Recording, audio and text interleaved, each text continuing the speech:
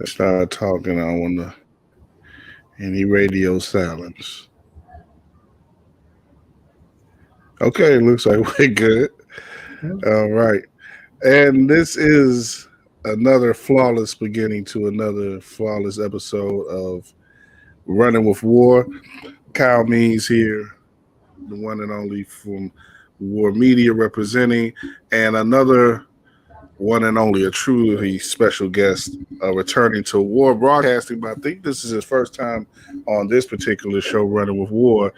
The sports producer for WGN, one of the men in charge of all your favorite sports programming from Channel 9, Mr. Larry Hawley, and their digital platforms as well.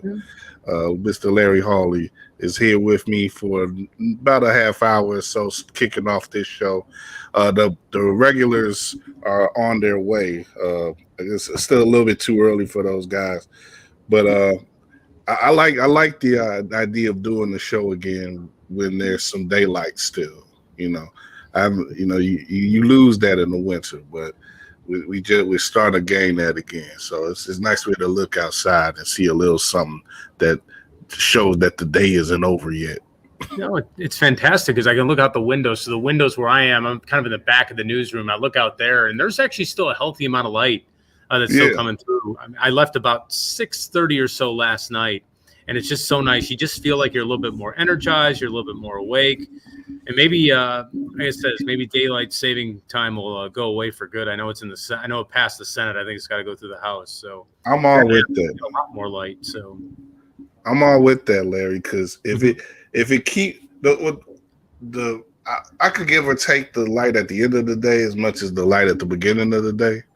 Because I could be a late to sleep and late to rise, but there'll be times in the summer where and part of it too is the location of my apartment and my bedroom window.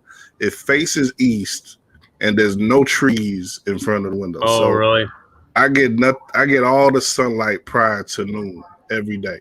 So it's like when you have those early rises in the summer, sometimes the daylight it'll be like 5 o'clock, and there'll be a whole sun just beaming on me. Like I can't do that.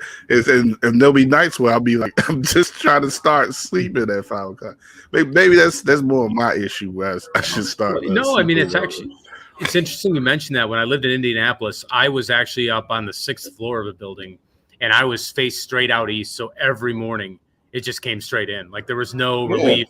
I had like blinds, they didn't always work because where I was, it just came straight in. So it was, if I didn't have to wake up, it was kind of pretty, but to see the sunrise. But there'll be some mornings where it just glares right in. It warms everything up so fast. It's not a bad thing. I mean, there's some good to that, but sometimes it's a little bit too much. Yeah, a lot of times it's too much for me, but yeah. Well, let me transition this. I could talk for a while more on daylight savings, but this is a basketball show, and I'm glad to have you on, Larry, to talk this week because I know you have your thumbprint on coverage for all levels of basketball, and we talk about all levels of basketball here on Running with WARR, but this week basketball is really permeating and really focused on the college level and the NCAA tournament and everything going on with that. And we're lucky enough to have two schools that matter in our specific region, Chicagoland region, going to the tournament on the men's side with Illinois and Loyola, of course. And DePaul actually making it on the women's side is another testament to that solid program that's under Doug Bruno that has done such great things. And getting into before we get into the meat of these local stories, what's your overall take on the tournament this year, and what's sort of has anything captivated you about it already, or anything that really has you anticipating, looking forward to these tip-offs tomorrow as we get our full feel of the tournament. I think what's interesting for me is the fact that there is a lot of parity at the top. We saw Gonzaga. I believe they lost one or two. I'm trying to remember exactly how many games they lost, but it wasn't much. They've been consistently near the top all year long. It's interesting. I think there was one week where I think all top 6 or 7 teams lost. So I'm really interested to see just how this is all going to play out in the tournament. Obviously, that's why they pay the $1 billion for it, because there's upsets, there's shockers. But this year in particular, there doesn't seem to be like a super dominant team. So I'm really curious to see if that does indeed play out. And maybe we get an unusual winner. Maybe we get a winner that comes from maybe middle of the bracket or even lower in the bracket. So I'm really interested to see, kind of how that all plays out, over the next couple of weeks. Teams I'm interested to see, obviously Gonzaga coming so close to winning a championship last year and going undefeated. That's an interesting storyline. Coach, I know it's said over and over again, Coach K being in there for the last time, certainly he has left a tremendous impact on college basketball. There are some people who love Duke, and there are a lot of people who don't. So there's an interesting dynamic there as we see how that plays out here over the next couple of weeks. Arizona is a team I keep coming back to. They played in Champaign back in December, really early in the year, and they seem to be gathering some momentum. Is this the time they break through for a championship? Interesting connection with Illinois. We'll get more in the Illini later, but when I was a junior at Illinois covering the team for the Daily Illini, Illinois was the number 1 seed in the South region. They're now in the South region this year. The number 2 seed that year was an Arizona team that was super. Richard Jefferson was on that team. Lauren Woods was on that team. Gardner was on that team, and I'm forgetting somebody, and I shouldn't. They were an awesome team, and they would eventually meet in the Elite Eight, and Arizona would eventually beat them. That would be Bill Self coached, right? That would be Bill Self. So that would have been Marcus, the Peoria guys. So they've been Sergio McLean, Marcus Griffin, of course, Frank Williams. His best year at Illinois. Frank was outstanding that season. Had 30 points against Kansas in the Sweet 16 to take Illinois to the Elite Eight. At that point, it was their first time since they've been there since 1989 when the Flying Illini went. That's a little bit of a tangent, but Arizona's been very good. So I'm really curious to see what they may be able to do here and to see what they might be able to pull off. So very curious. That's a team that I just kind of have a spotlight on. But there's a lot of others I'm looking at. Purdue basketball, that's somebody in the Big Ten. Purdue has I think a decent amount of depth. I think that they've got some tremendous potential, which they've shown at times this year. Can they put together a run? That's a program under Matt Painter that they've established some sustained success, not only early in his tenure when you had Juwan, Etuan, Robbie Hummel, but then after it slipped to now have another era to which they've done very well. Obviously, they came one possession away a couple of years ago from making the Final Four. We'll see if they can complete that as well. And then I think also from a Big Ten perspective, I'm really curious to see how Iowa, who I think is playing some tremendous basketball right now, will finish this out. Can they be that mid team to maybe make that go make a run there? So I'm really curious to see which one of these squads is going to do that. But from a national perspective, I'm really interested to see. We've seen some parity at the top. We've seen a number of teams, fluctuate as time has gone along. I want to see if that plays out here over the course of a couple of weeks. Yeah, it's one of those years where you can't just pick one or two teams and say like they're destined to meet in the Final Four. And especially the way that the brackets have been laid out, it seems like there's some bit of danger potentially for all of these number 1 seeds. But I'm kind of with you pretty much on all your major points. Like, Gonzaga is especially probably the best, safest pick out of the major teams. They have their own. They have this whole 20 years of legacy now where they've done so many things that schools that from their from their background of mid-major background have never done, and they've established themselves as a clear major team in a mid-major conference, and they've gone to multiple Final Four. They've been number 1 seed multiple times, but they just haven't broken through. So now this is the year where a lot of people are expecting them to really put up a shut up. Can they, if they don't do it this year, they might never do it. So that type of thing is circling around them.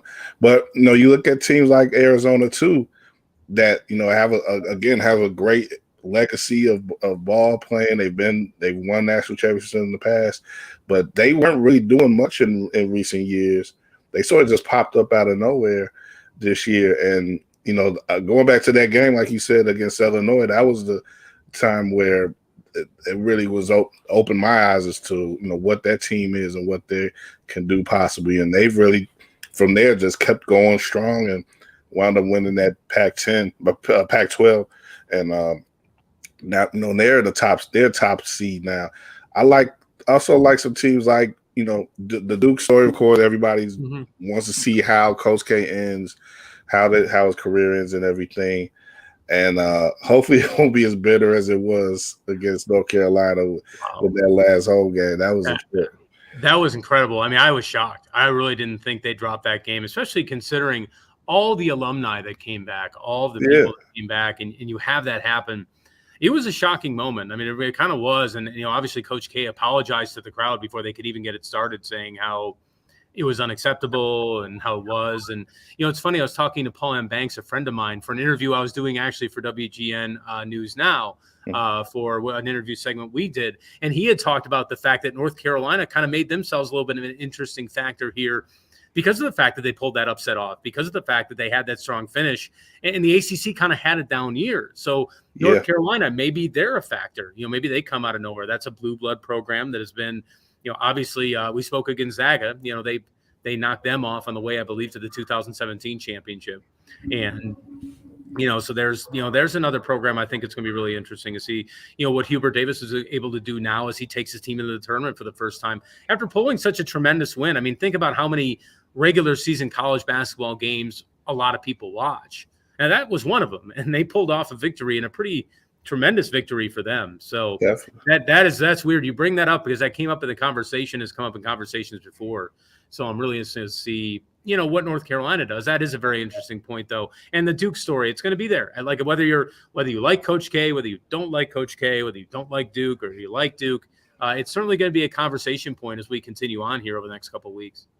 Yeah, and talking about Carolina, like so many people had them firmly on the bubble. I thought it was a little overstated, even going into the Duke game. But apparently, people needed to see that type of win in order to, solidify them. As far as I don't know where they were standing within the committee itself, but a lot of people speaking on TV were like, yeah, they needed that win absolutely, and they didn't build off of it as much in the conference tournament as you would like. Virginia Tech, had a nice run there, and they really got themselves in the tournament via that run. But like you say, the ACC was kind of weak and throughout the season, and that sort of thing. We're gonna get into brackets in a minute, but when I went through my brackets and my picks and stuff, I didn't give much credit to the ACC teams. Like maybe I'm setting myself up to be wrong there, but I don't know. Even with Duke, I don't see them going that far in this tournament. And Carolina, I think the draw is a little bit more difficult for them than they need. But Carolina does have a lot of talent, and they seem to be able to turn it on at specific times. We'll see if they're able to do it. A couple more teams I think I'm interested in. Kentucky. I think Kentucky with their big man is sort of akin to Illinois, where they have that big guy that they can really depend on in the post, but also they have some nice explosive guard play. And if the guards come to play along with that big guy, I think they can make a nice deep run. But they also have some draws. I really like that. Both of those teams on the other side of them in their bracket, San Francisco and South Dakota State. I would be willing to put one of those teams down to be a really eye-opening Cinderella team in this season, especially South Dakota State. I think that could very well happen. But also, and also this in the region too, that's going to have their regional semifinals and finals here in Chicago. I want to speak about that in a second as well. Also in that Midwestern bracket is USC, and I think of the middle teams, I think they may be the most dangerous. They're a 7th seed, so I think that I really like USC to possibly break into that Sweet 16 area and disrupt some brackets as well. But let me bring in two of my guys here, Larry. You should know this one definitely. Joshua M. Hicks. Hey, what's going on, Josh? Hey, Larry, how you doing, man? What's up, fellas? What's going on, guys? How you doing, Larry? Drew, good to see you. All right, same here. Yeah, so two of our regular runners here, and of course Larry's been holding it down with me for the first 15 minutes or so. We just been doing some general talk about the NCAA tournament, which technically has already gotten going with the first 4 games in Dayton from yesterday and today, but really gets going tomorrow with the outright bracket, the 64 final 64 tipping off. But before I let you guys in, I guess Larry, let's talk about the local teams and the what the outlook can be for these Illini and Ramblers this year. Now you've already talked about being an Illinois grad. You know about the history of the program. It's a great history overall, but can be a little shaky in March, especially when there's some real expectations there. What do you think about the story of this year's team coming off of last year, where you had that number 1 seed and that bitter loss to Loyola of all teams in the second round? What do you think the program is right now in this year, coming in as a 4? Do you think they're in a better position comparably than they may have been last year, or what? Well, they're at, in my opinion, the Underwood era faces, I don't know if a crossroads is the right word. I think that might be too drastic. But Illinois has done, and Underwood has done, a wonderful job to rebuild the program. There have been players who've helped that happen. I cannot overstate what Ayo Dosunmu meant to that program.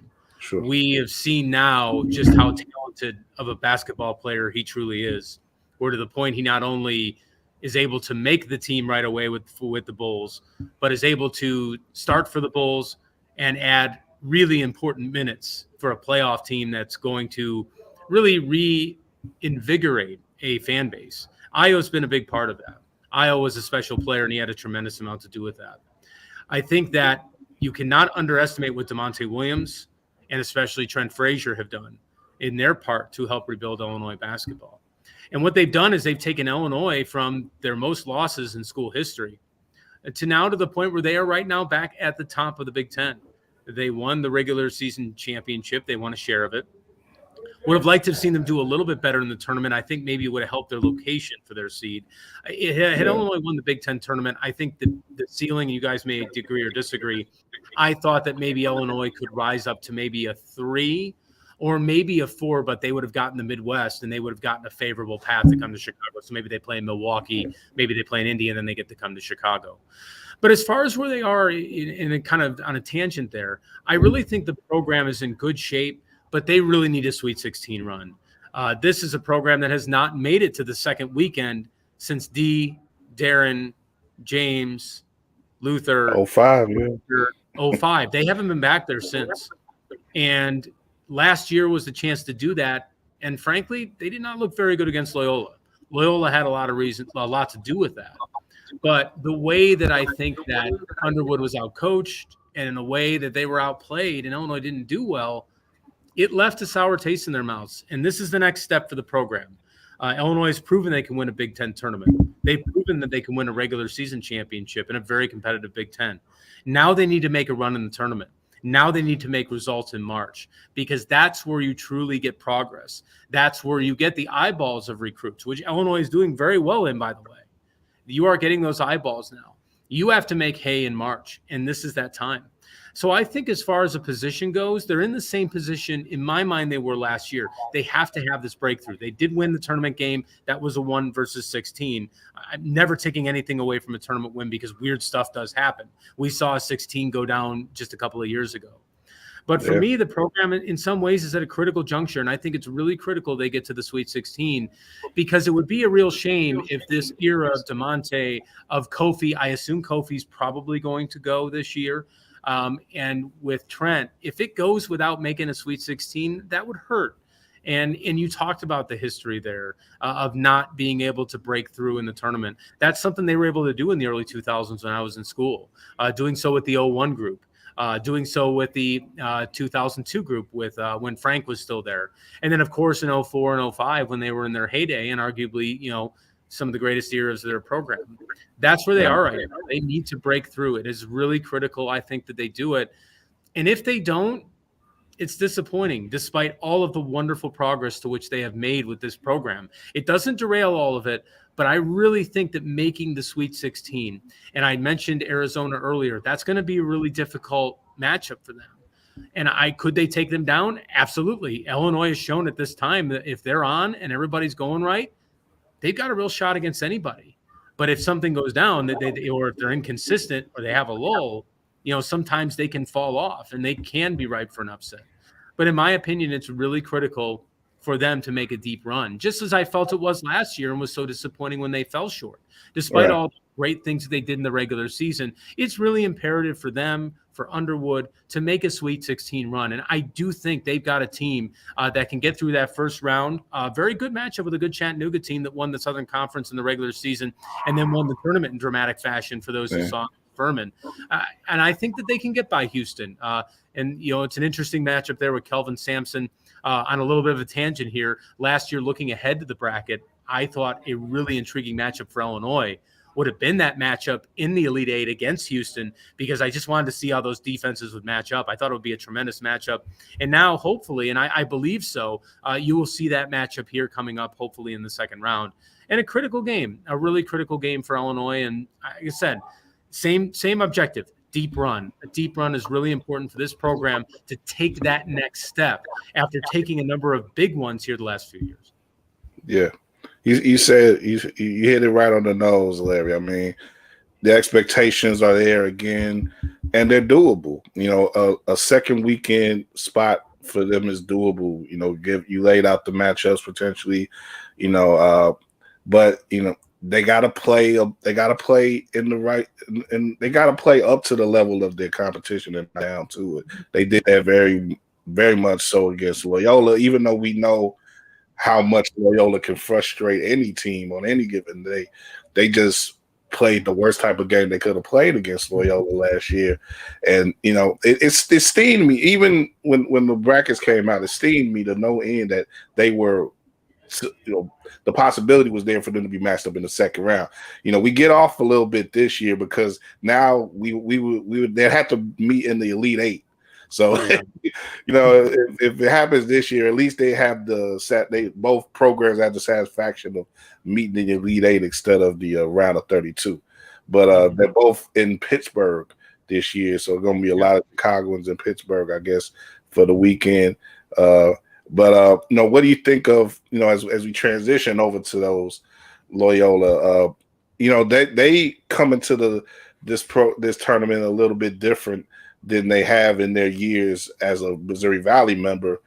Their last year, this being their last year in that conference, dominated for the most part the Valley with 4 either regular season or tournament wins. They win the tournament this year as a 4 seed and really just showed again their ability to play in this sort of tournament format and really just provide so much of themselves in the small time.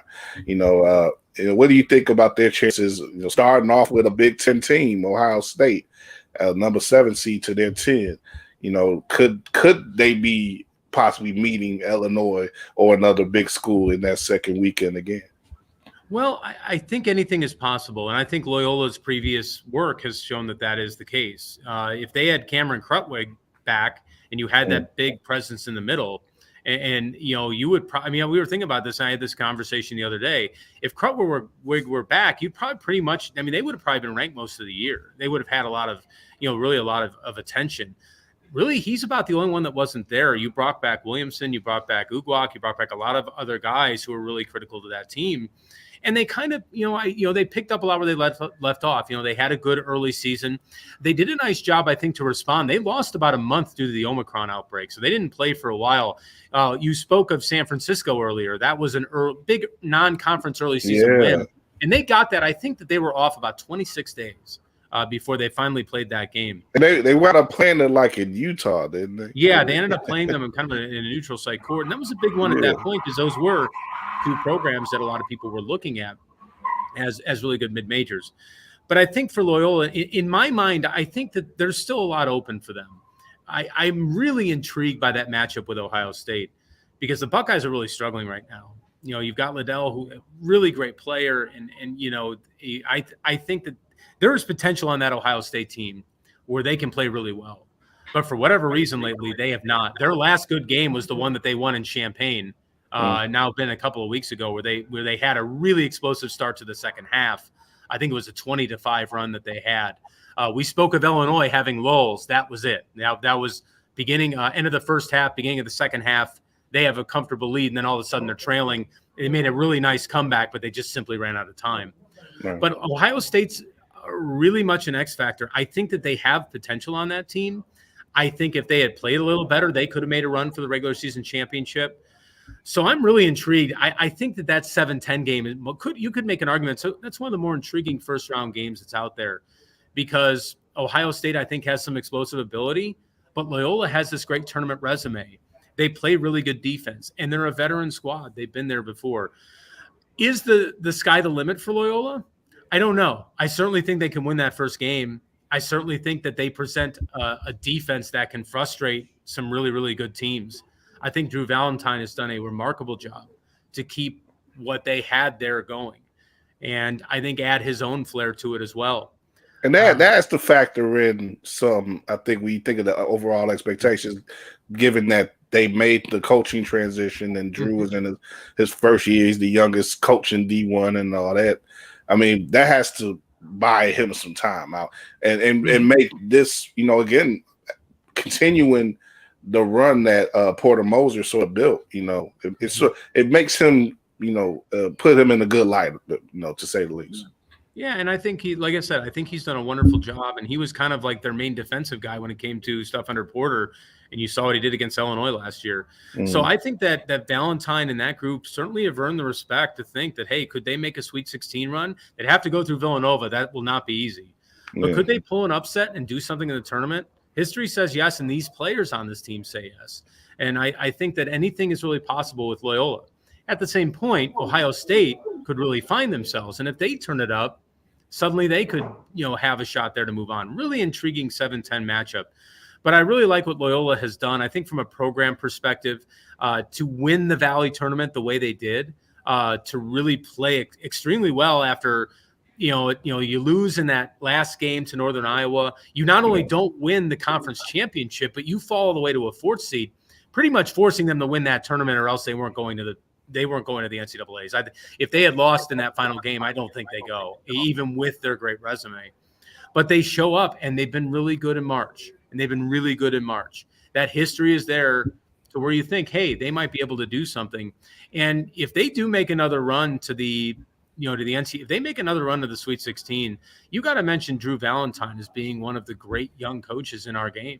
And I think the attention that he's going to attract is going to be a ton. But really intrigued. And I think a guy to watch, that I mentioned is Lucas Williamson, the former Whitney Young High School star, what he's been able to do there, and the role he's taken on to not only be an elite defender now, but also take on the role of scorer for Loyola.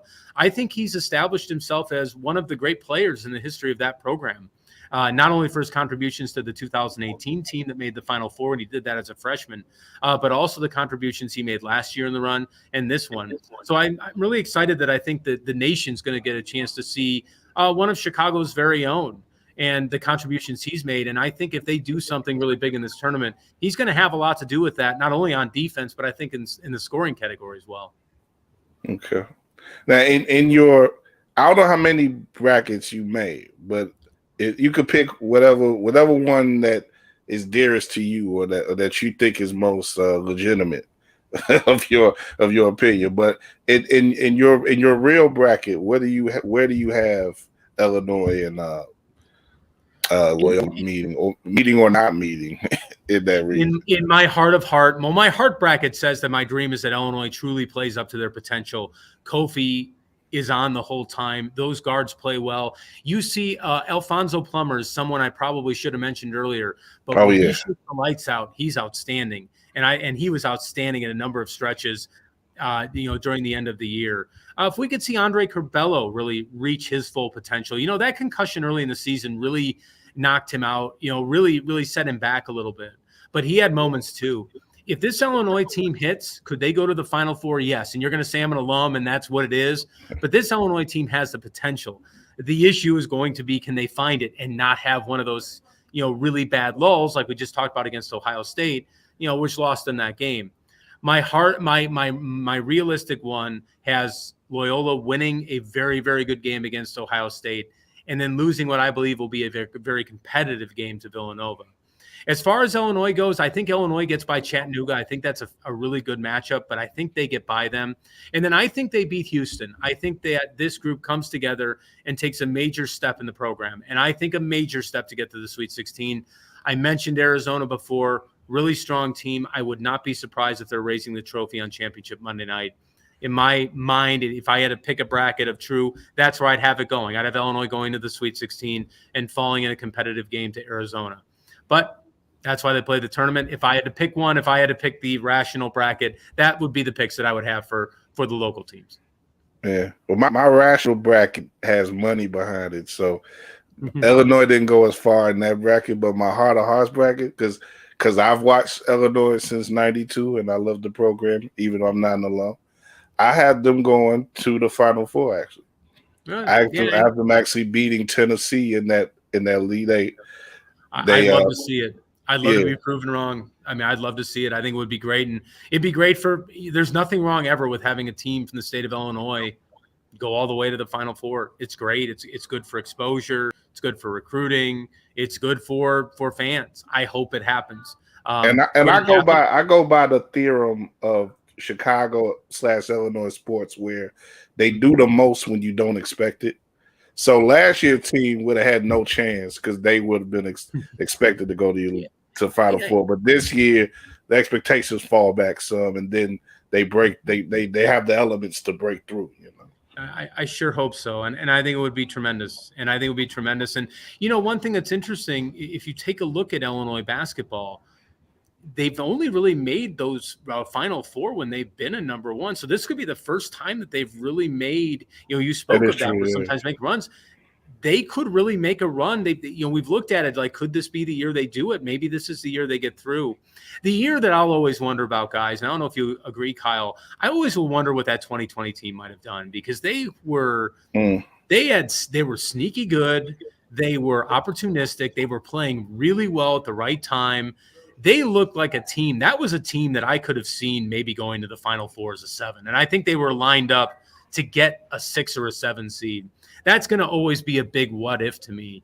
And I think if that 2020 team had played, I think that they would have had that experience in 2021. They would not have had a bow out like that. Proving how 2020 fates go. That's always an interesting one. You bring that up because I bring up, hey, what's a year Illinois could have really made a run as a surprise? I think 2020 would have been crazy. I think it could have been something really special. I agree with you, Larry.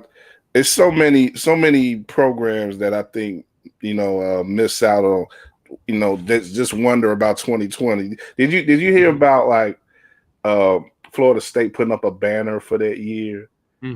Yeah. I mean, they're another, that could have been because they won the ACC that year. It was like, okay, well, you didn't do anything else. I mean, nobody else did it. Oh gosh, that was a bizarre moment because so here's a bizarre moment for that one.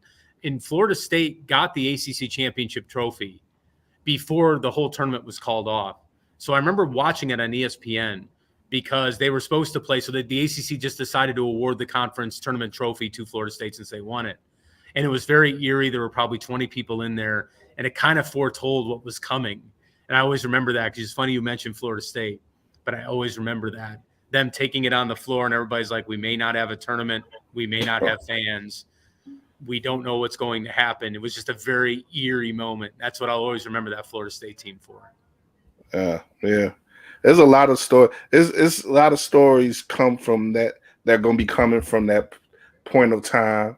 And there's this one thing before we go. Actually, I'll mention it because it's another local angle. Is that I saw a story recently about how Chicago State was actually the first program to call off any sort of game back in 2020. Like, if everybody, like, I guess as a society or whatever, sports society, we all think about what happened in Utah with Rudy Gobert and the cancellation of that game. I think it was with Oklahoma State, Oklahoma City, I mean, and that being where everything really started. But there was a story on, I think, NBC Digital that had, it told the story about Chicago. And I didn't know about that history until reading that.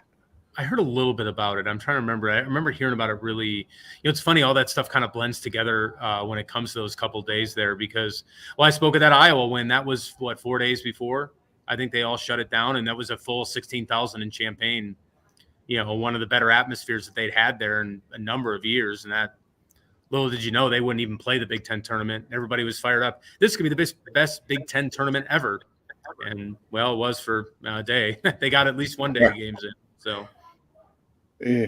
But going back to Chicago State, the story tells it was on March 4th, and they were the first program for North America's 4 major sports to cancel any game because of the coronavirus. So, that's just a weird little bit of history that I put the link up in our comments, but a little bit of history that gets attributed to Chicago State, the school that not many people think of.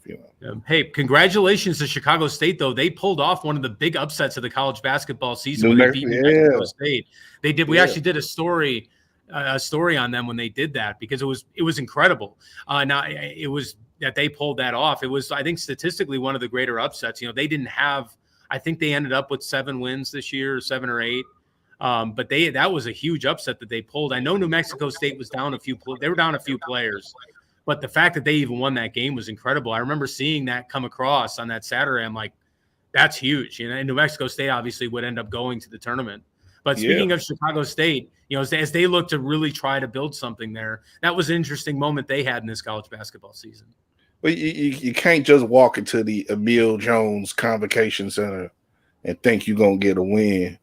Like that, that's Chicago State letting you know how they do it, But man, Larry, man, I want to thank you, man, for giving some time. I know you're in the studio right now, I'm sure getting things set up for later with the broadcast and everything. But we're gonna continue on with the rest of this hour and talk a little bit more about the tournament and preview the Bulls and Jazz. Which is tipping off at 8:00. But before, it got any spare thoughts on the Bulls right now since we have you? Well, I think that we're seeing, that there's so much excitement and so much that have been built up of that. And I think a lot of that had to do with the frustration of the late Garpax years, the post-Rose years. And it built up and it brought such excitement. I don't think there's anything wrong with that. And people are thinking, is the sky the limit here? What is going to be here with the Bulls? Is this a championship team? Things have come down to earth. We looked at the schedule in the second half and you knew it was going to be difficult. You'd like to see them do a little bit better against some of the elite teams, but you knew this was going to happen. When you don't have Lonzo Ball, when you didn't have Alex Caruso and haven't had Patrick Williams all year long. So none of this is a surprise. I don't feel like, oh my God, the world is coming down for the Bulls. Things have just come back a little bit to earth.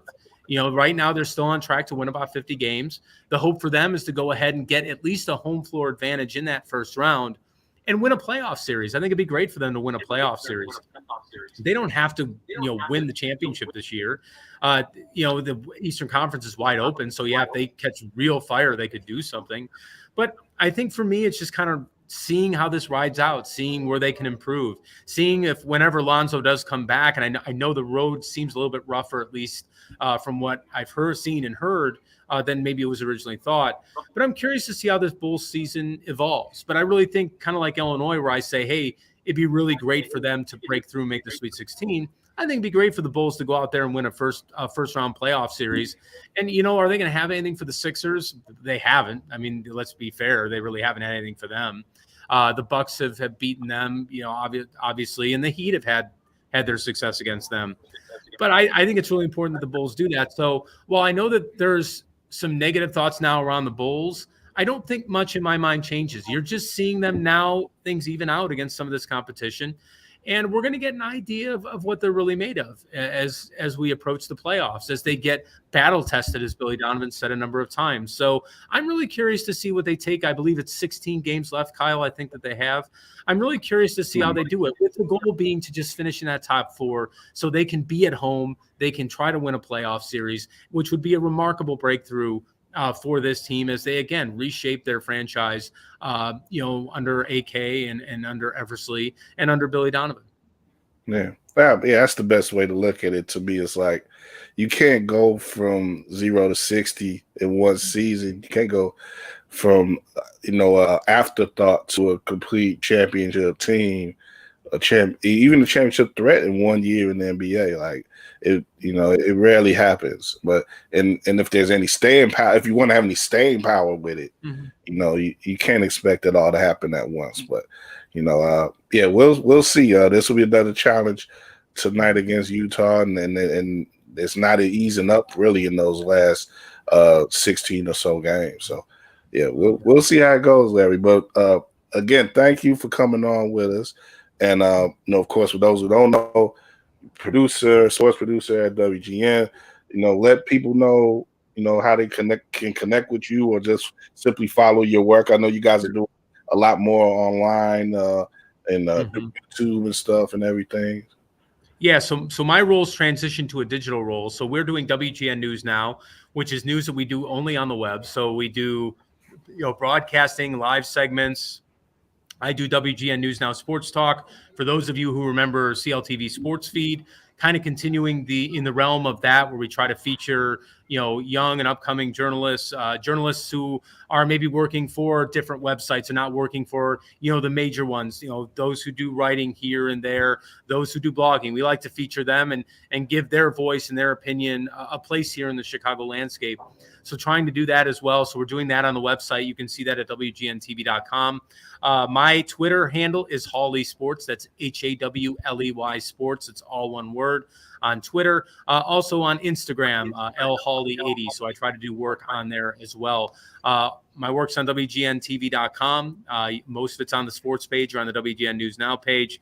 And again, hoping to kind of continue that legacy that we had on CLTV Sports Feed of featuring as many local journalists and really kind of expanding our reach to a number of different people. So I'm always excited. If you know somebody who's really good and you want to suggest somebody who you think would be great. Hey, I'm pointing to one right now. Yeah, and I had Josh on a little bit, and Drew. We can get you on at some point here. And like I said, Drew certainly we'll certainly have you on at some point. I'm hoping to expand that as we go along. Right now, I'm probably doing maybe 2 interviews a week, hoping to expand it more as we kind of get in now, as we'll get into about a year of the project. So, and Kyle, I'll have you on sometime. I'll have to bring you on.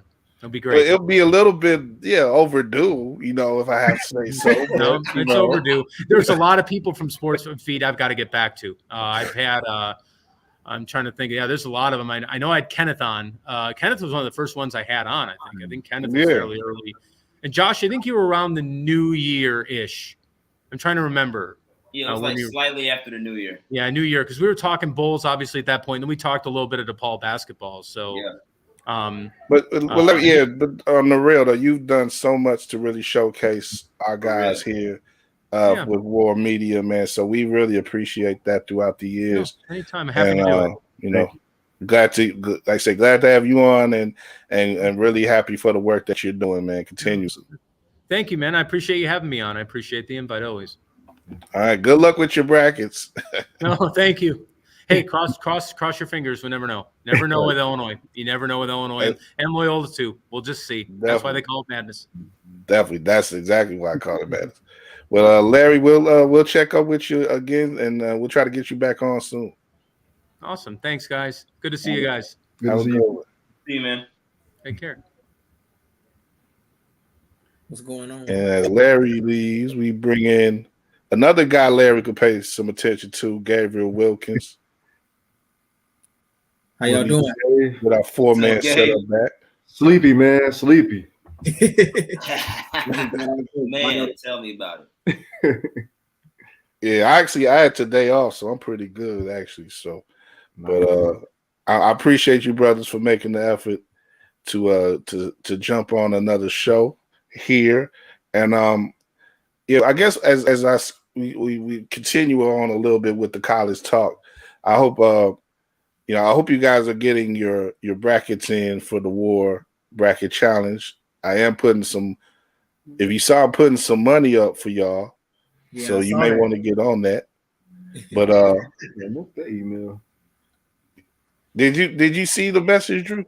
No, I think I might have missed that. I caught that right before I went to work today. I was like, yeah, I gotta see what that's looking like for sure. Yeah, like I said, I put some money up for y'all. So it's the only way you're gonna get some money out of me this year. But anyway. But what's that look for, Josh?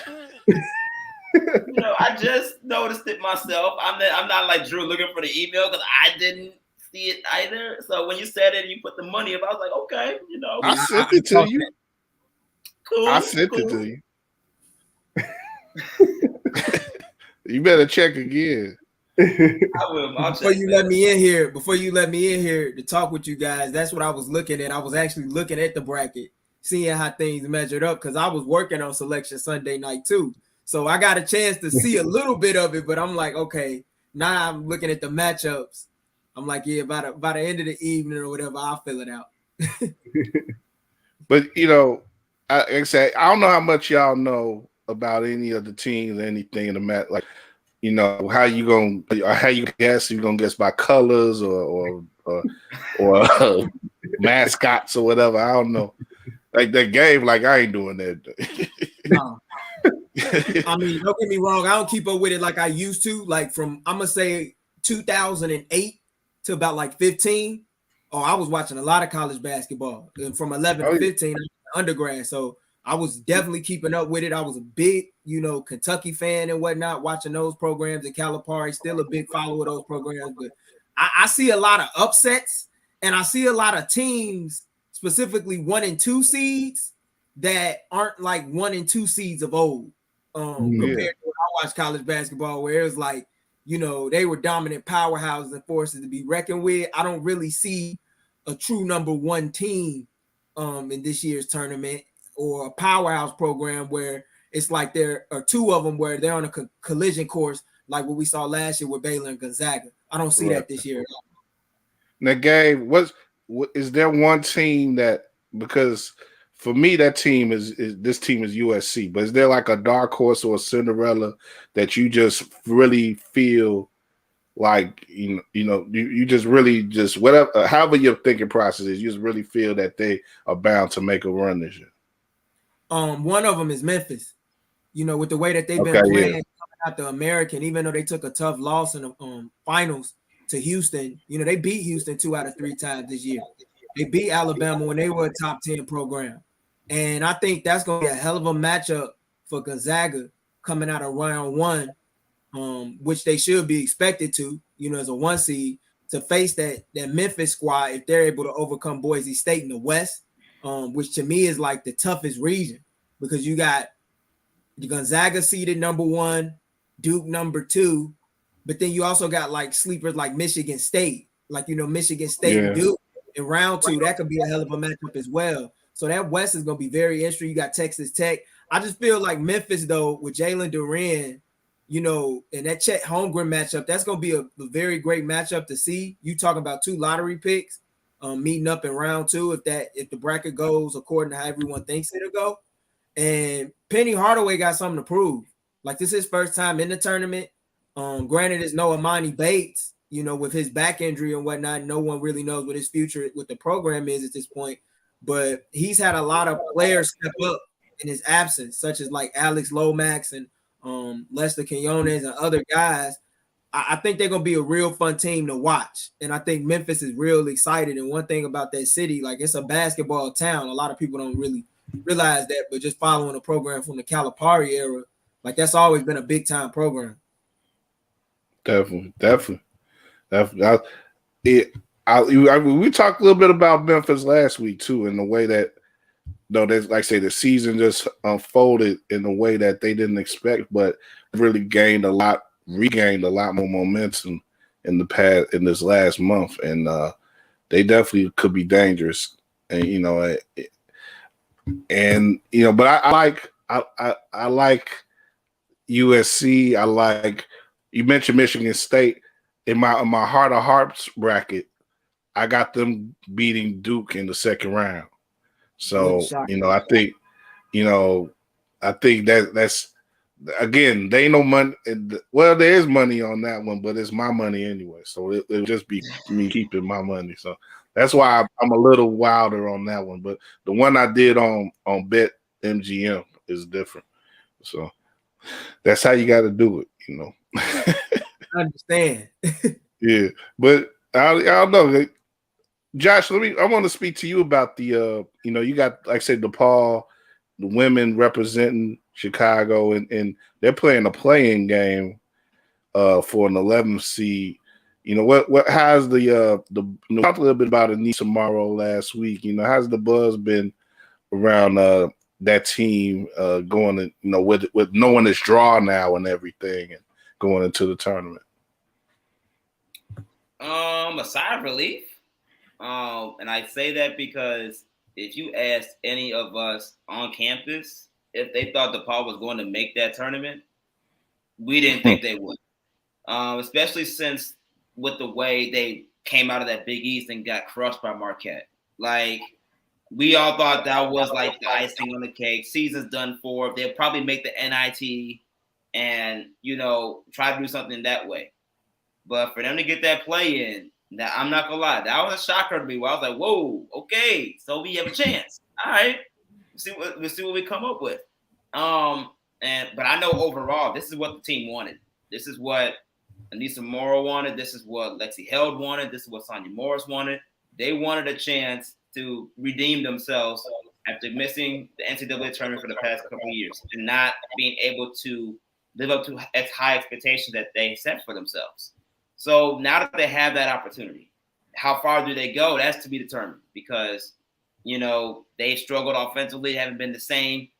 But at this point, they're riding on their lead. They're going with their lead in Anissa Morrow. And with the way she's been playing, 26 double-doubles on a year, breaking records left and right, National Player of the Year candidate, you can't go wrong with that. So I just think DePaul always has a chance when Anissa Morrow's on the court. It's going to be up to the surrounding players and especially the senior leadership, Sonya Morris and Lexi Held, who this is their last go around. Deja Church, who's a grad student. Like these are their final go arounds for this year, and I know they want to go out with a bang. So hopefully this will be they have a good chance to at least make some type of noise in this women's tournament. But overall, people were shocked that they made it this far. That's good that they able to finish their season in the tournament and not the NIT. Nothing wrong with the NIT if you don't have any other choice. But you want to get to the big tournament, and it's just another showcase again for one of the best freshmen in college basketball, men or women, in Anissa Morrow. So definitely glad to see that. Is that going to be a Friday game or? No, they play tonight, 8 p.m.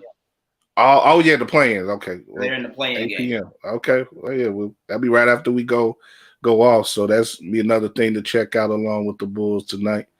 But So it's a lot going on with the local scene, and And there's been some years recently where there's been nothing going on, like no men's teams, no women's teams. So, you gotta be a little bit thankful that we get to see some competition here from the local side, and get to see some local kids, who came up through Chicago scene and everything, get to show themselves on the in the big dance. So, yeah, definitely looking forward to how see everything plays out and see as many other people go as far as possible, in the tournament.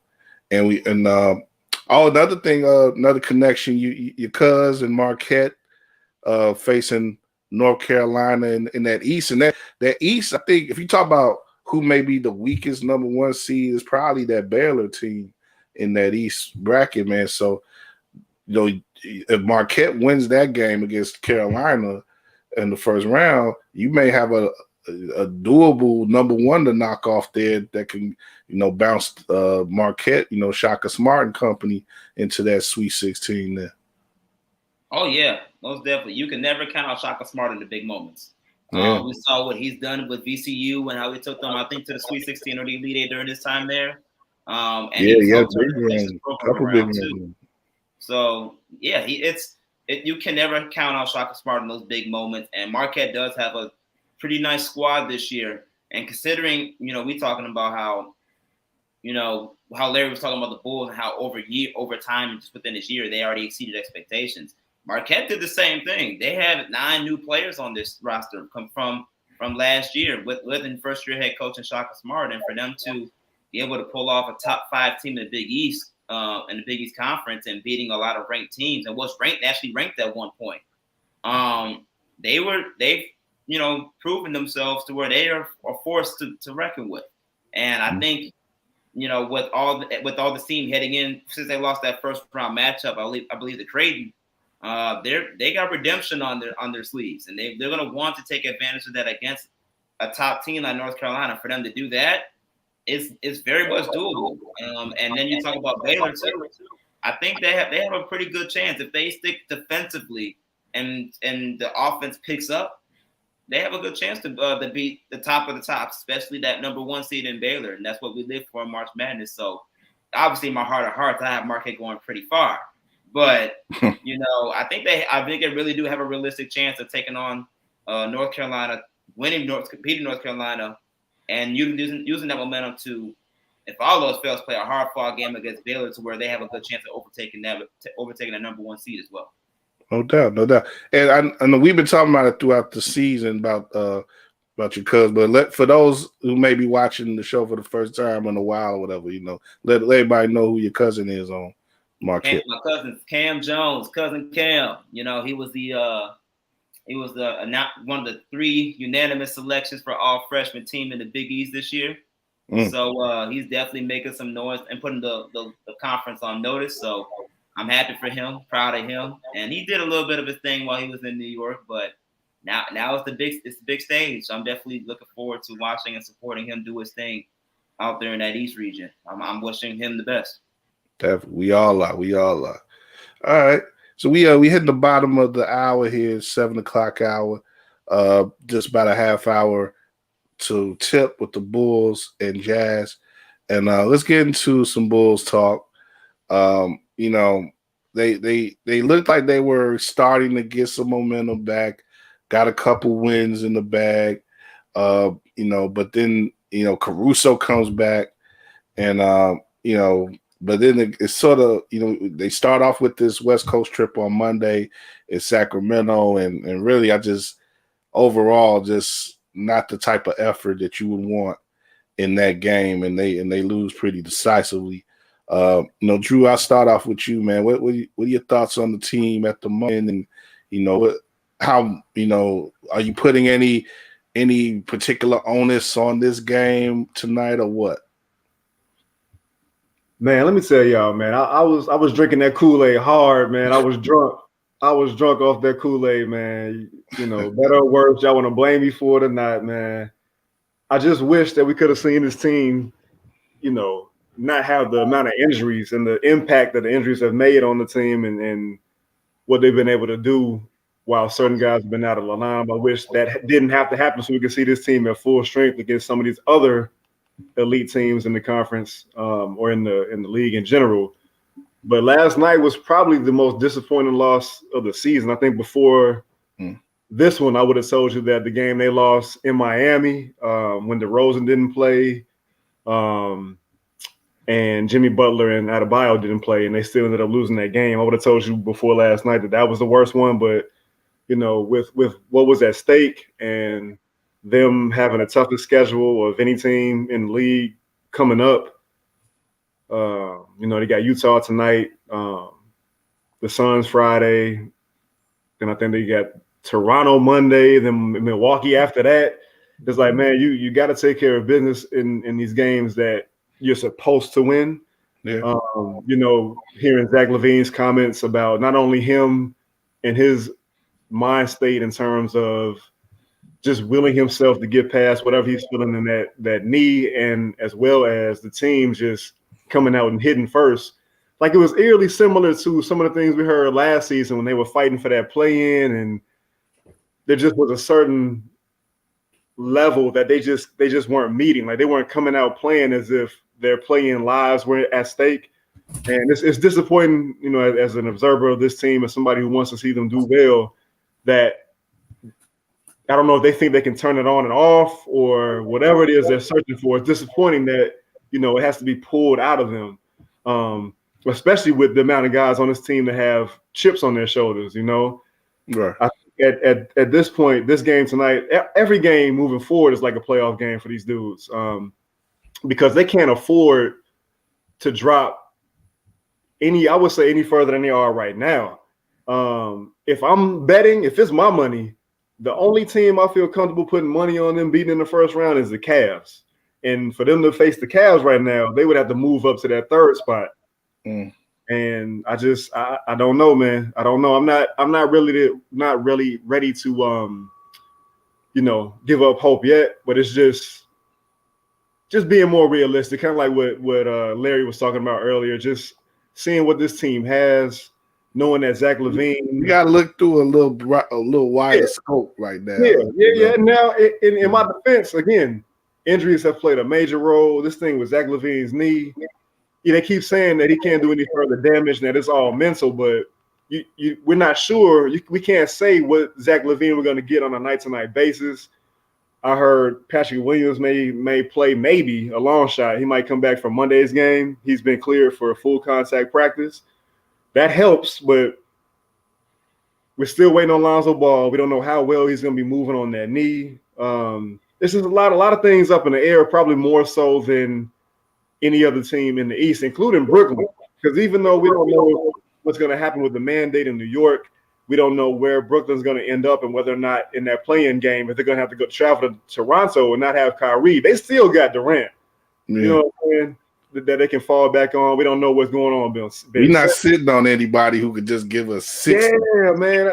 As cold as the road has been, we start to see, like, the Miamis, even the Raptors. Last night, the Kings of the world, they've shown Billy Donovan what teams might do and can do to take the ball out of his hands and take advantage of the other guys on the team who maybe aren't used to being in that position, taking advantage of Zach LaVine, maybe not having the right mind frame or mind state. And, you know, it just – I hope that they can take from that and learn from that and be able to figure out what they can do if the situation presents itself again. But, again, it's just a lot of ifs, man. Yeah. It's a lot of ifs. Yeah. Jazz game, anything that? I was at the game against Cleveland on Saturday when Caruso returned. And you can feel what Drew is talking about. Like, yeah, every game right now is a playoff game. But it should be this way. And I don't think if you a Bulls fan, you shouldn't want it to be no other way.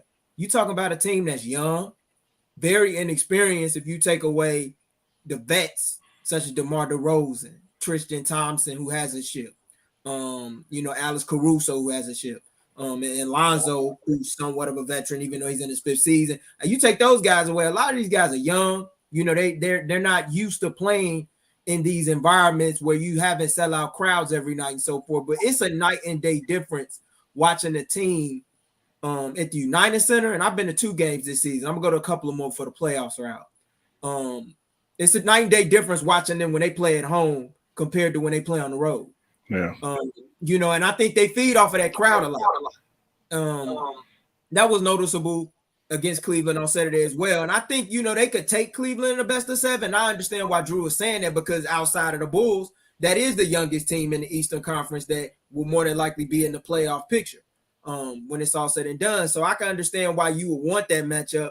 But at the same time, you know, teams have shown what they're going to do. They're going to double DeMar. I can just see that. Just going, you know, watching the game against Cleveland and whatnot. When the game slows down and it gets in the half court, they're going to double him. And he's going to take them shots too. Yeah, and it's going to force guys like Javonte, though, when he has to kick it, to be ready to shoot. And I can tell that the pressure is getting to some of those guys, and guys are getting ready for the grind, because I got to the game an hour early. I see Javonte Green practicing on his three-point shot. I see Kobe practicing, you know, catching shoots and whatnot, working on his hand, because he knows when the time comes, his number's going to be called upon to make a lot of plays in isolation when the plays break down. So, I mean, you can tell that they're getting ready for that next season. And, yeah, Sacramento was a bad loss. The guy that I would really be worried about is Vucevic. And he would be somebody that if I was a coach in that locker room, I would tell him everything starts and ends with you. Because when he's clicking like he was on Saturday night, putting up 20 and 15, whether he's the second or third option, they need that every single night from him. Because if he's not able to give that to them and you're doubling DeMar, I mean, where you going to get it from? Consistently. Or who can you trust consistently to keep giving you that night in and night out what DeMar has given you? You know, Zach, we don't know. You know, he of course, I can see him missing a few more games as he gets into the home stretch of the season.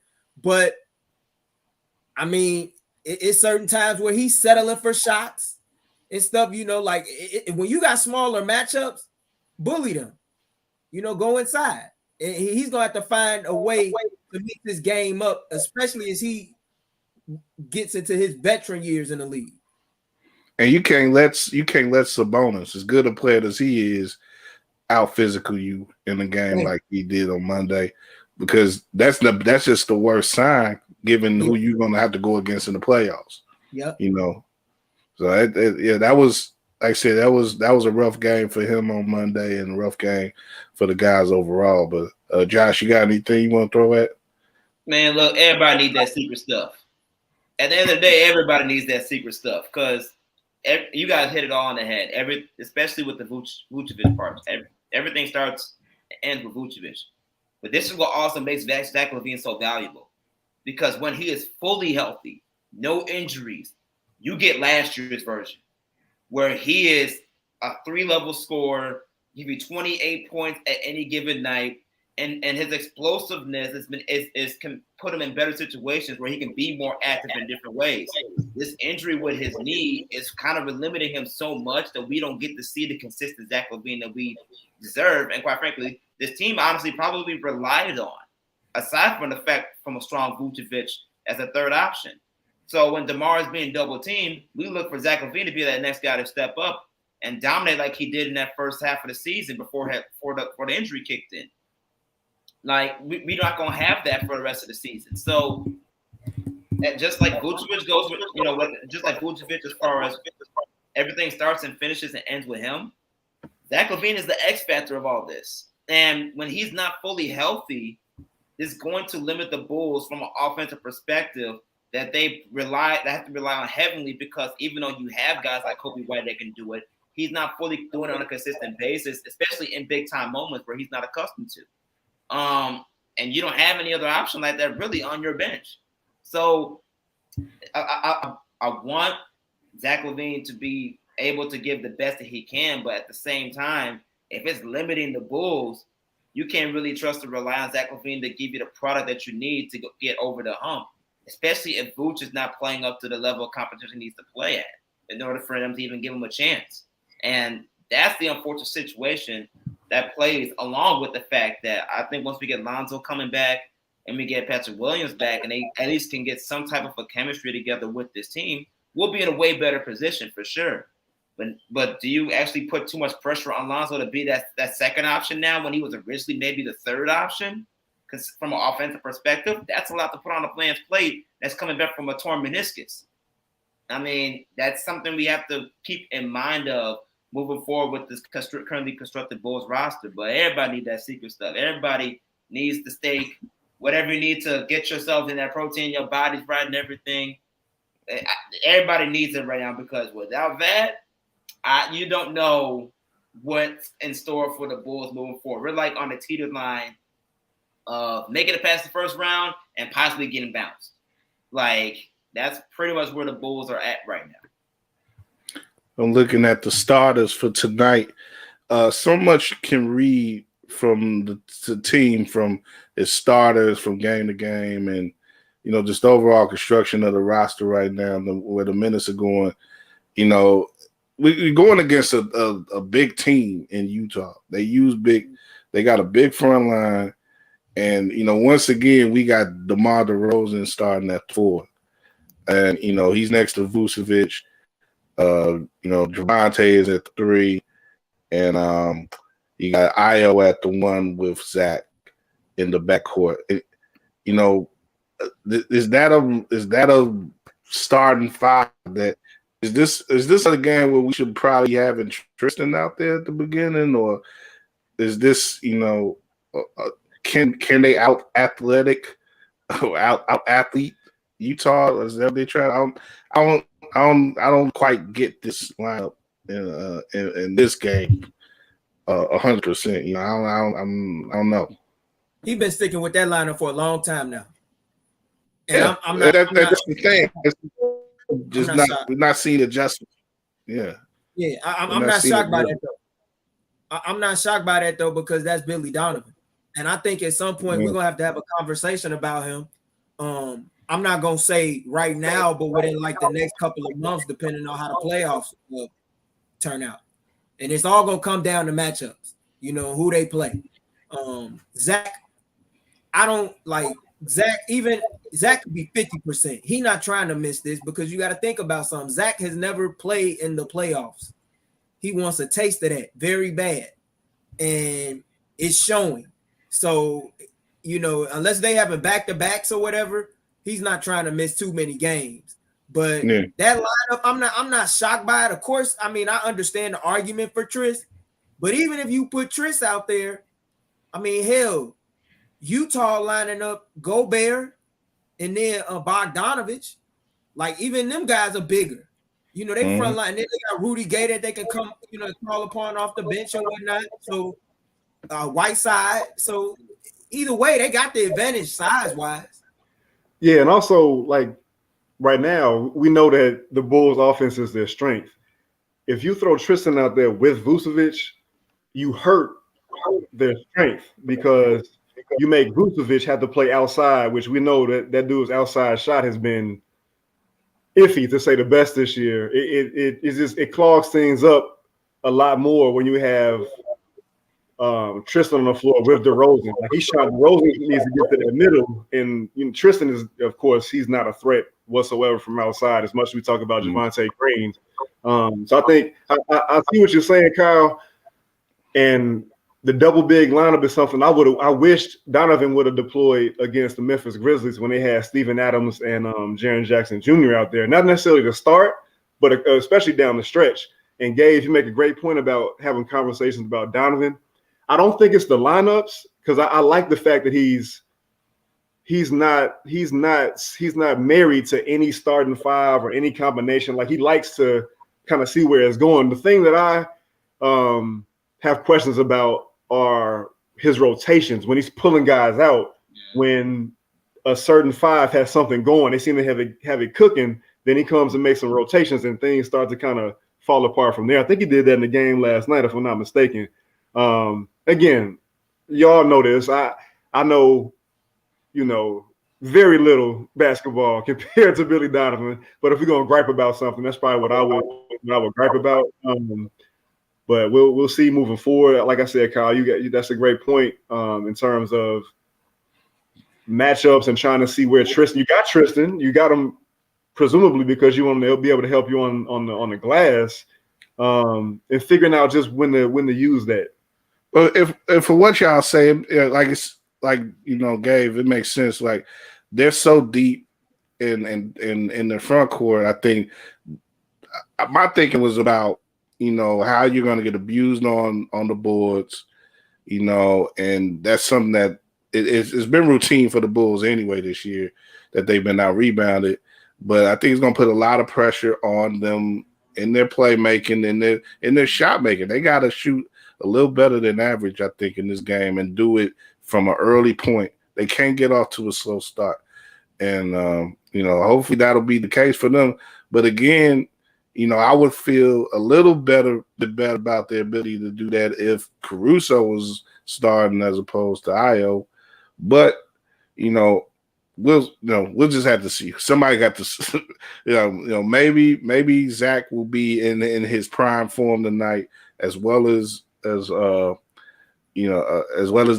But I think they could definitely use that tonight. Yeah, better be in a game on the A form tonight, because Donovan coming off of a 10 for 32 night from the field against Milwaukee, and he had a horrible 2-minute to 3-minute stretch in the fourth quarter against Milwaukee the other night. I know he's kind of pissed off about that. You could just tell, like, he committed a silly foul and stuff. Like, he gonna come out on fire. Drew, I need your Kool-Aid. Man, I need my own Kool-Aid. The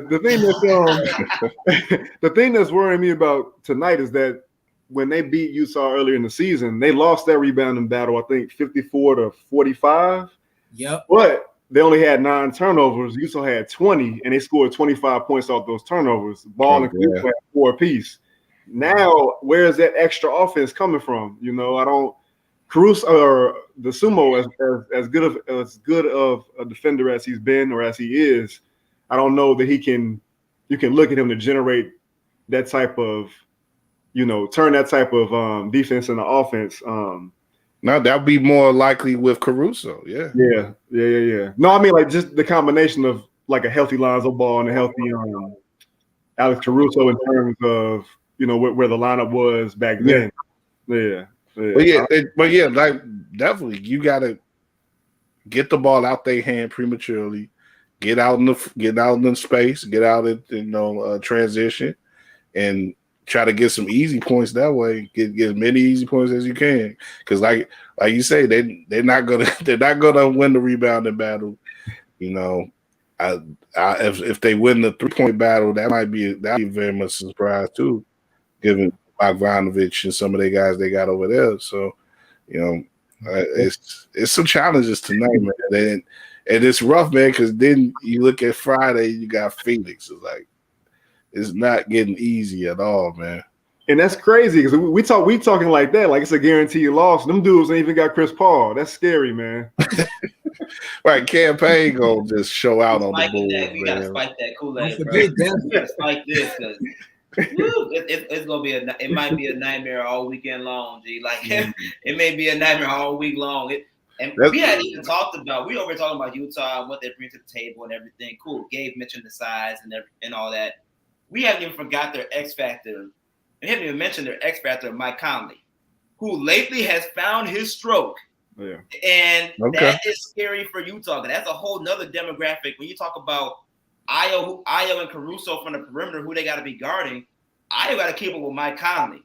Caruso got to keep up with Donovan Mitchell. Both are capable, but that backcourt is so dynamic, especially when Donovan is hitting and Mike Conley is hitting at the same time. When they can dish it to a Bogdanovic.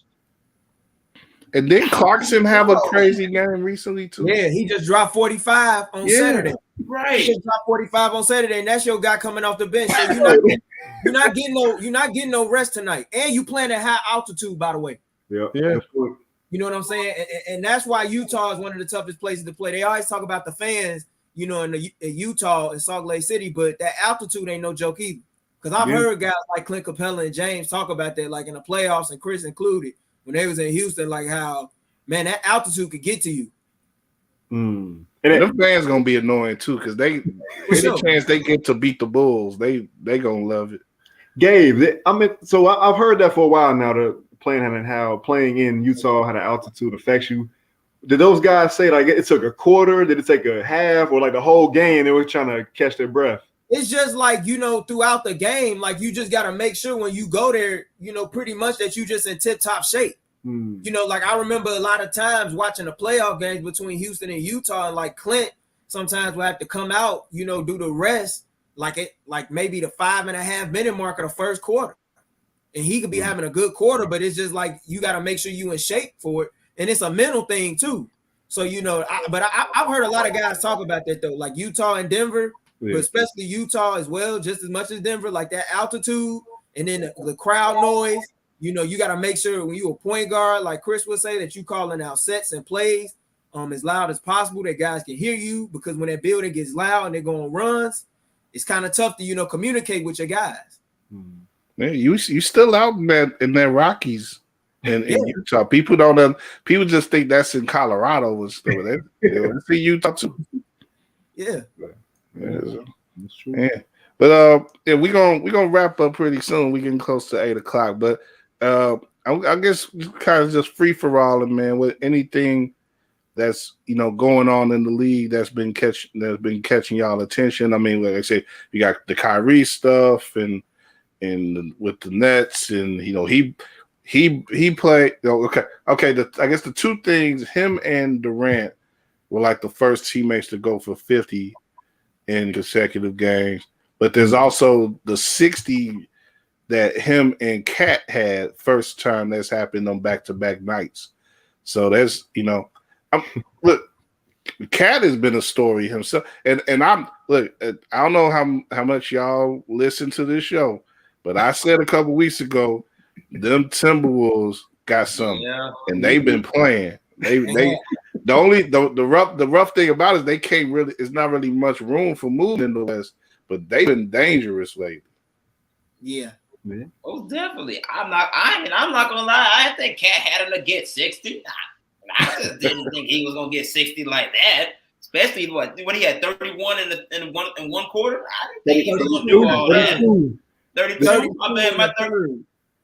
Yeah, I didn't think he was gonna do all that, but dude snapped. I mean, hey, props to him. He's definitely making. He been swagged out since the All-Star break. Say he the best shooting big man of all. Man, he been blowing his own horn continuously, man. Yeah.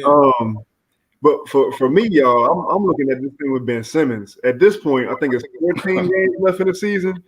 Do you even bring this dude back? Like you can't do that to him, can you? Can you hold him out? Not hold him out, but can you throw him into this fire this late in the season where every game for Brooklyn, just like the Bulls, is like a playoff game? Yes. And then if you do hold him out, hold that thought. If you do hold him out, what does that do to the Nets' chances? Like they don't quite seem as dangerous to me. Drew, you talking about just for the regular season, or for the regular season and the playoffs? I'm talking about for the regular season and the playoffs. Just let that dude just shut it down. Well, it's crazy we even asking this question. It is. But I mean, what does that do to that team? Like as dope as Kyrie and Durant are, and for all of Marks being able to get Drummond and Seth Curry, Ben Simmons, that he was supposed to be that team's lockdown defender. Yep. Everything they needed outside of shooting, he was supposed to provide. And that changes that team's dynamic so much. It changes who has to guard who. You got to depend on Bruce Brown more. You gotta throw Durant on other teams' best players more now. So that's something I'm interested in seeing. If it was me, man, I might think about, like I said, man, just letting Simmons come back next year. Just get right for next year, man. My thoughts is about. I can agree on that. I really want to know what's really going through KD's mind. He has to have one of the most occupied minds. Like the way that he keeps things in focus on and playing basketball, as opposed to, because he has to feel shortcutted in so many ways. Like that team could be like 20 games above the rest of the East, man.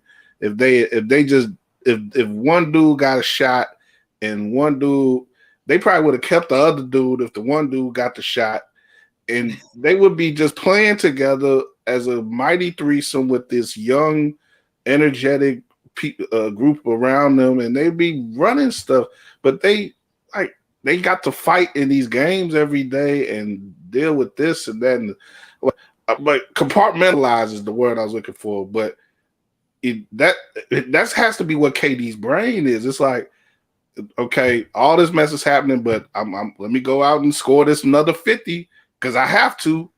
You know, I think it just comes down to that dude is a hooper. That's it. Like, dude, want to hoop, man. Are you coming or not? You're not coming? Cool. I'm hooping anyway. Like, he just right. You're right. That's all it is. I see why you got him as your profile pic. Just a tribute. Yeah. I just love that look though. You be killing me with that look is like my spirit animal. When I go to your Twitter, bro, and I see that, I really be thinking Kevin Durant be tweeting. I can't, bro. That's how I'm sitting there like, wait a minute, Kevin Durant said this, and then I'm like, oh, God, come on, man. Like I be getting confused. He'll put his face on his Twitter. You just know from the words though with his Twitter. Like, Gabe, I'm real interested to see what your thoughts on this net situation, man. I'm gonna tell you something. I think Ben should come back because Ben will have the easiest job in the world. Like you just said, all he got to do is defend. Ain't gonna be no pressure. It's not like you got to shoot. You got Kyrie, you can kick it out too. You got Seth, you can kick it out too. You got Kevin Durant, you can kick it out too. And we know, you give him a catch and shoot look, that's like a layup. So, I mean, all he got to do is just come back and defend and check the best player, and you can let him work his way into the rotation. And I think you definitely got to consider asking him, hey, how are you feeling? Depending on what Mayor Adams does with this vaccine mandate in New York City. Because if Kyrie is only able to play during road games, KD got to have a guy behind him. I know Kevin Durant is the type of guy, like you said, Drew, he's going to hoop no matter what. And, that's what make guys like him and James Harden and even Kyrie included when he wants to play, so special. When they want to hoop, they can do that. They don't care who on the floor with them. They're going to make it work. But, man, the playoffs, yeah, he's going to need somebody. We saw what happened last year when they were, debilitated by injuries, because there was a lot of buckets that was sitting out between Dinwiddie, Harden missing games, Kyrie missing games. They've always had this issue with injuries and off the court drama, and through some way, somehow they figure it out, but they have yet to figure it out enough to make a deep run in the playoffs. And I think that's the next step, but they're going to need Ben to do that. It would make sense maybe to bring him back at the end of going into the next season. But if they want to win now, yeah, you got to ask them how you feeling. Yeah, they should want to win now because that's their stand. That's what they were put together for. You didn't put together, Let's not forget either. The biggest point out of all of this, the brother hasn't played. He has been at home, chilling, collecting checks, paying fines. Put him in the game. Like, I don't get how we talk about all of this, which all are great points, by the way. But who making the final call, though, Josh? We don't know that. I don't care. Team Dad's better go to the bench and be like, look here, bro. Your clock's ticking. How much time you got? Clock's ticking. Because we didn't trade you for nothing. Like, come on. Get on the court. And that's what blows me, too. Of course, with the whole Simmons situation. You've been out all this time. You claim you've been in the gym, but yet you got to get all this stuff together just to even see yourself on the floor. Like, what have you really been doing with your time, my mans? Because project. Because, like, bro, what are you doing? Project yourself on the floor. But yes, you literally are, outside from trying to get back in shape, you pretty much been the healthiest person at home doing nothing, collecting checks. Ain't no wear and tear on him. Right. You better get out there. And see, Gabe, I understand why you said it. It's from a perspective of him not having so much on his shoulders. There's not that same pressure there was in Philly. No. But I think there's still enormous pressure on him, just in a different way, because if he doesn't play well, people aren't going to look at Durant. They're not going to look at Irvin. They're not going to look at. They probably won't even look at Coach Nash. They're going to look at him, even though we know that he has not played all this time, and we know that his mental health has been a hindrance or been something that's been bothering him for God knows how long. It's going to come back to him. It's going to come back to him, especially if he doesn't play well. But you know what? It'll come back to him. But when you got guys like Kevin Durant and Kyrie Irving in your locker room, leaders and guys that's hoopers, you figure out a way to take that pressure off of him. You put your arm around him and you be like, hey, give me what you got. If you could give me anything, 24 to 25 minutes, even 30 minutes, just be the best defender. Like if he could just lock up, that's a plus. Because he don't have to take too many shots. All he got to do is initiate the offense. And he can defend 1 through 5. So, I mean, as far as I'm concerned, just lock up, we got your back. I mean, they showed him last week when they went to Philly, when he was sitting, with the Louis Vuitton fit on everything, like they showed him, hey, we got your back. They took that personal. They played. That's what I wanted to get into. Yeah. Look, they were ready for war, especially Durant. And no matter what Embiid had to say, Durant was right there with him, man. So this could be one of those things where they, as a team, they galvanize themselves and be like, it's that me against the world thing that teams, whether they write about it or not, they all seem to generate that something for themselves and take it in, and especially at playoff time, take it into that playoff times, and that could be the perfect thing for the Nets to really keep them keep their team chemistry going in spite of all this mess that's going on.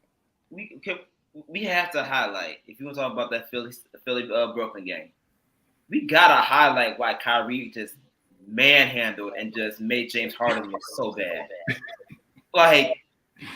like the reports that came out, I don't know if you heard those reports, but the reports Gabe's gonna have a response. How Kyrie was killing Harden in practice.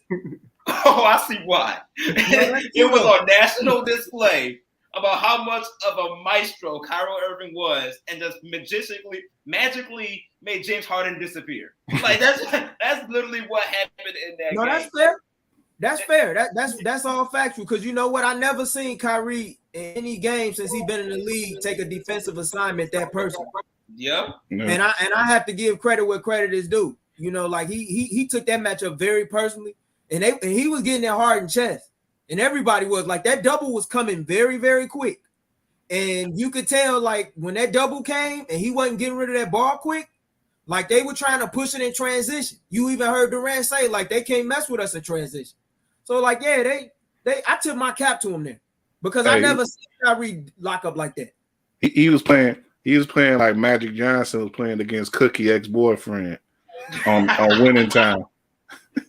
So I saw that clip. I ain't get to watch the second episode yet. I just finished the first one, but man, you ain't lying. That was hilarious. You ain't lying. That dude, he didn't get that dude an inch. Man. He took that boy so, and you heard what he said he did with Cookie. So they ain't playing. They ain't playing on that show, man. I have to mention that right quick before we go off too. But Gabe, you saw the second episode, right? Yeah, I saw it. Yeah. Josh, you been up on it? I'm all caught up. So yeah, we good. Drew. Yeah, we'll talk more about it next week since we should be all caught up. But yeah, that episode, like the way it depicted Magic, it got into what people would call Magic is a guy who he could smile in your face and kill you. And put that knife in your back. That's what they got into, that part of his personality when it came, because it was about his woman and his pride and stuff, but he also that competitive on court. And I thought it was nice how it sort of balanced out what happened with him in the first episode with Norm Nixon, how he got played in that position, but at the other time it was him doing the plan, and it was a really good episode. Like I said, we gonna keep up with that show as it's going on. Yeah, I know it's a dramatization, but like just things are catching me off guard, like Jerry West character, of course, Dr. Bus, the one-on-one with Norm Nixon. I'm like, man, how much of this is true? Because we think of these guys just hitting the ground running and not having any type of adversity, and he got his ass handed to him. Norm Nixon, Dr. Bus, man. Dr. Bus is like, he's the one uncle you see at the picnic. You know, who come with a couple girlfriends. Yeah, every couple different girlfriends every family event. Was the king of the Playboy Mansion back in that era? Yeah, I love it. And I had no idea all this. I think that's one of the least exaggerated things on the show. Yeah, for sure. his reputation. All this is new to me. Yeah. We talked last week about just how. Let me get y'all thoughts on that, because I don't think we talked about that, Drew and Josh. What did y'all think about the struggle as it was depicted between them trying to wanting to pick Magic, the internal struggle there? Because that was something that I wasn't as aware of. You know, I wasn't aware of that either, but it makes sense. Yeah, just because of, like, you know, everything is like a trend. So you see things working here, you want to keep it going. We hadn't seen a point guard that big yet, so we can't do that. Kind of like Jordan getting picked third. You know, it was like all these big guys are getting taken. Your team can't be based around a shooting guard. Right. It takes like somebody saying, "No, we don't have to do it this way. We can go this route," and then for things to kind of open up and unravel. Sorry, yeah. You hit it right on the head, Drew. I was thinking the same thing. Like, it takes someone to think outside of the box and be that creative with what's given to them to take things and elevate things to the next level. And that's what Jerry did. And with Dr. Bus, when I talk about Jerry, and Jerry West struggled with that. And that's if that dynamic really is true, I can see that. It makes sense. And you know, obviously, if I was Jerry West, I'm just glad he came to the realization that he realized this ain't me. So he gave that up. But yeah, the coaches, that's what we saw in the second episode. Yeah. It starts off with him being like, okay, you know, because he got a little pep talk from Bill Sharman, and he was like, well, you know, you're getting the pieces, but you could use them as you want. So with that in mind, he was like, well, okay, I got Magic. Just because I got Magic don't mean I have to play him at point guard. He's like, I put so many words, I put the big bastard in the post or whatever, you know. And that's what he was thinking about. But, you know, of course, we know we know how that would have went. But eventually, by the end of the episode, he has the awareness to say, okay, I can't coach this team at all because I'm just going to get in these players' way. And he resigns, and that's where we leave going into the third episode. But, you know, it's interesting, though, when you think about how that season wound up playing out and how, in the end, he actually played at center, you know, Magic did, to save that championship for them and clinched them that championship against Philadelphia. And, you know, just one of the most amazing clinching performances in NBA Finals history, where he was substituting for Cap for Kareem. And you know, that's the sort of thing that poetically, you know, sports can give you sometimes. It'll be interesting to see how they depict that in this series as well. But one thing I'll say, though, Dr. Bus seemed to be more enamored with Magic's larger-than-life personality. So I don't even know him being a 6'7", 6'8" point guard, 6'9" point guard, as much as it was. Like, he could have been 6'2", 6'3", and I wonder if Bus would have been on his head about them getting him. You know what I mean? Not likely. Yeah, not likely. He kind of accidentally, like, started off. But Bus, his thought process is more about developing this into the greatest show in sports, developing the Lakers and the Forum into the place for sports. And then he sees this, you know, exuberant 6'9" black man who beat Larry Bird in the national championship just months earlier, he saw all that, and it was like, yeah, that's LA. That's the vision that I want of the Lakers going forward. Yeah. Yeah, it's been a real good show so far. And like I said, I'm looking forward to keeping up with it with you guys. But yeah, the game is started out in Utah, so we're gonna let y'all I'm gonna let you guys and we'll let our viewers and everything watch the rest of the game. But yeah, we'll keep up with the brackets as well next week. Hopefully, we'll have some good updates on that side. Like I said, if you haven't got them in. Well, I'm talking to y'all three, man. I'm not talking to the audience at this point. I didn't see my email, man. I didn't see it in my email pop up. Just let me know. I'll send it to you again if you'll get it. You got till tomorrow morning. So. Okay. But yeah, that's it for now, though. And you guys got anything else you want to throw out before I wrap us up? Ben Simmons, don't jack this up for me, man. I'm gonna have my full medium well or medium rare steak with the full course meal. And by playoff time, when the first playoffs come out, I need to see you on the court. That's his bottom line. I got to see you on the court. You will ruin my investment of vouching for you throughout this whole trade if you do not get on this court. I need you there, bro. I need you there. Ben got this wisdom aside home, man. Bad times don't last, but guys do. That's too. That's my salute to the bad guy, Razor Ramon. RP.